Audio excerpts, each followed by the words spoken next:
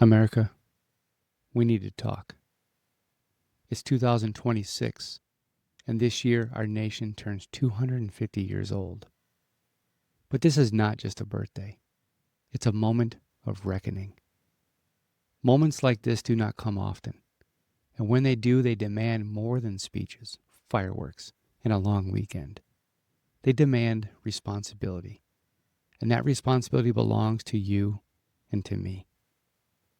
If all we do is celebrate and look backward, we will have failed this moment. Because a nation is not preserved by celebration alone. It is preserved by understanding, honesty, and doing the hard work. 250 years ago, America began with ideas.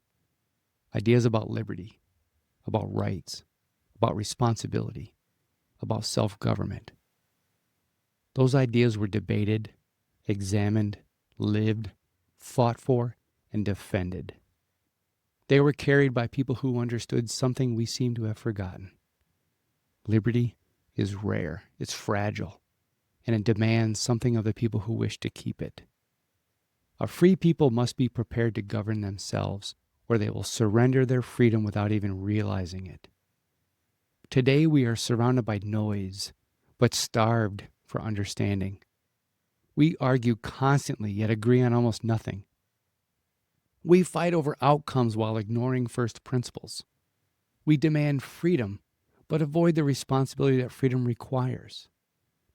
This nation is moving down an unsustainable path, and we must be the people to change its course. But many Americans quietly believe something unsettling. That the freedom this nation was meant to secure is already gone, and we can't get it back. Well, whenever that happened, however it happened, the responsibility to restore it now rests with us. No one is coming to save us.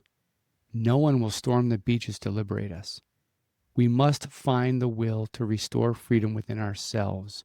America remains the last best hope for freedom on earth if we are willing to do something about it. The American spirit, the desire for independence, self-determination, and resistance to tyranny is not gone. It lives within us. It has not been erased. It has not been defeated. It has simply been neglected. And this year, of all years, is our moment to awaken it. America's 250th year cannot be reduced to a celebration. It must become a turning point, a year of renewal, a year of responsibility, a year where we decide deliberately to take hold of the liberty we inherited, to restore it, and prove ourselves worthy of passing it on.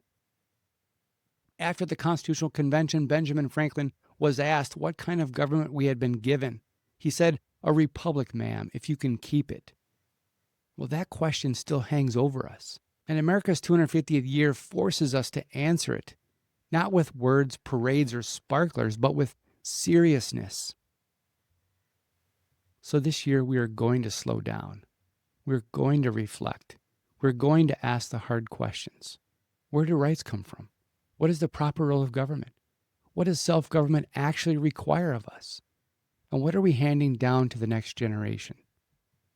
Each week we will focus on a single theme, asking serious questions, confronting hard truths, and learning together how to renew the American mind. As we move toward Independence Day, we will examine the principles that made separation from Britain morally unavoidable. After July 4th, in the run-up to Constitution Day, we will explore why the Constitution was necessary, why power must be restrained, and why freedom survives only when citizens are prepared to govern themselves.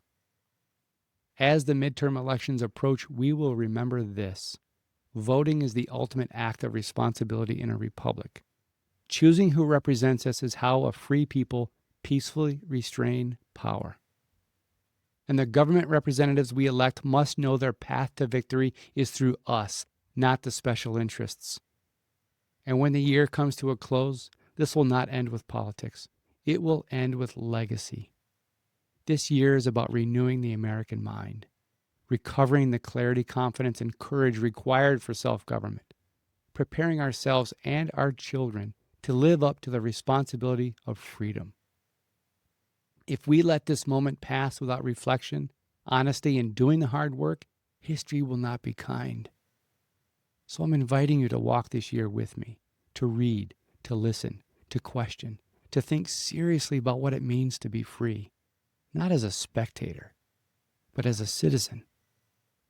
America's 250th year is here whether we are ready or not. The question is, will we use it to remember who we were meant to be and to choose to become that again? My name is Jason W. Hoyt. Learn more about renewing the American mind at jasonwhoyt.com.